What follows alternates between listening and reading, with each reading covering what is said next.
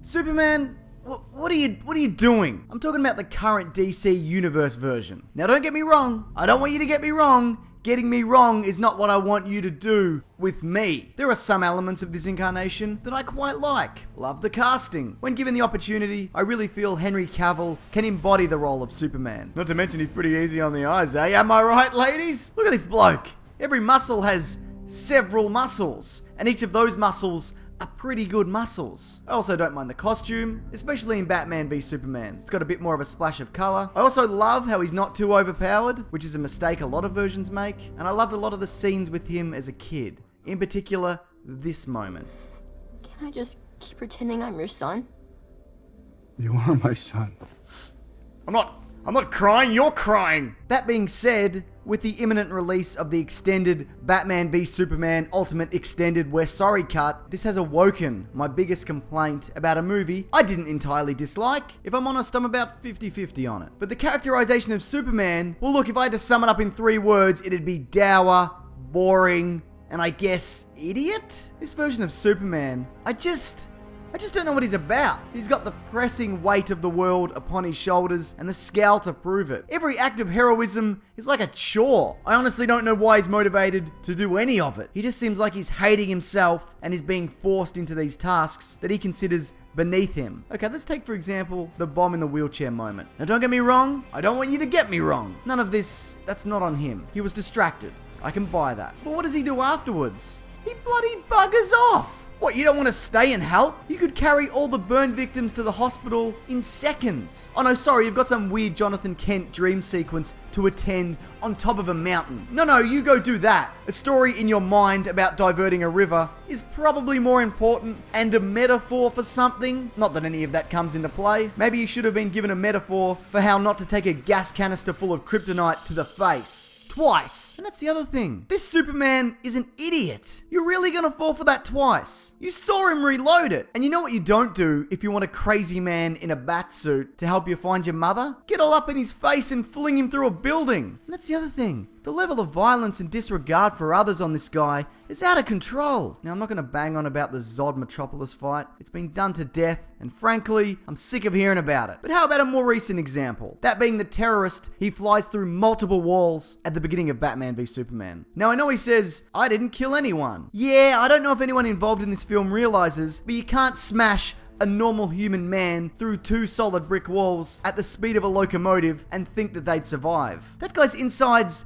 are liquid. And another thing, Superman here takes a full-on swing at Batman, not realizing that the kryptonite gas has severely weakened him. He doesn't know that he's been depowered. He would have taken Batman's head clean off. Yeah. You should be surprised. That murder you just attempted, that didn't go as planned at all. And for a man who's emblazoned a symbol of hope on his chest, well, he's not very bloody hopeful, is he? But I guess why would he be? His entire life has been spent being lectured by his parents, how he's got to hide and run away and let the tornado win because, you know, I guess it seems like it wants it more. Now, the 1978 version is fairly dated at this point. Amazing for the time, yes, but elements of it, they just don't hold up. But you know a moment that holds up really well, that really could have bolstered this current version? This right here. A very brief scene between Jonathan and his son where Clark laments that he can't play football, which is unfair because he's amazing at it. And his father says, and I'm paraphrasing, look, I don't know why you're here, but I tell you this, you have a purpose and you need to figure out what that is. And I know this,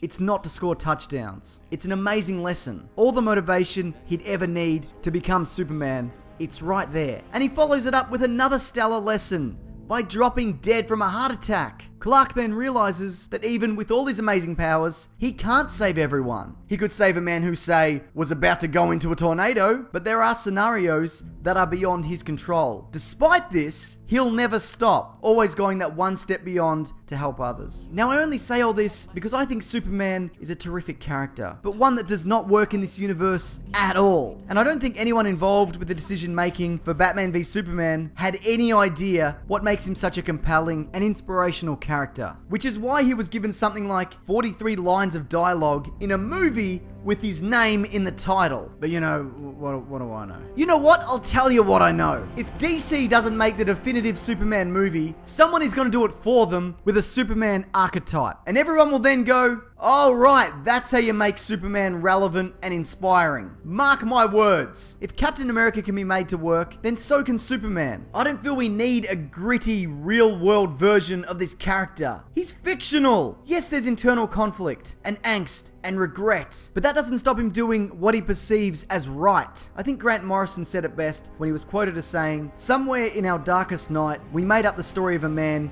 who will never let us down." And that's what Superman is about. Anything from getting a cat out of a tree, to putting his life on the line in service of others, or just talking someone down off a ledge. All those things are Superman. This guy, I don't know who he is.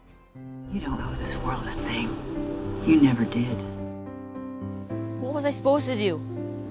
Just let him die? Maybe.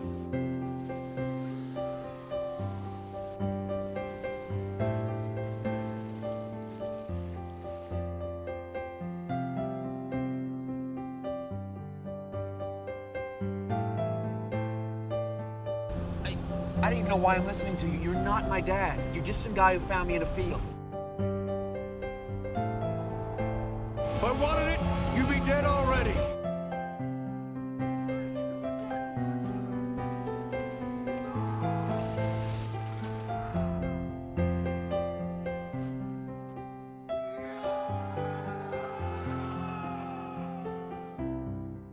Here's a question though. Do you like the current version of Superman? Or even, do you have a favorite Superman moment? Can be anything, from the comics, TV shows, movies, whatever you want. I love this character, and I'd love to hear your thoughts. And if you are interested, there's some other videos there if you're keen, or even check out my podcast, The Weekly Planet, where this Monday we're talking the Batman v Superman Ultimate Edition cut, whatever they decided to call it, and whether or not it will sway those who weren't bowled over by the film. Alright, thanks everyone, take care.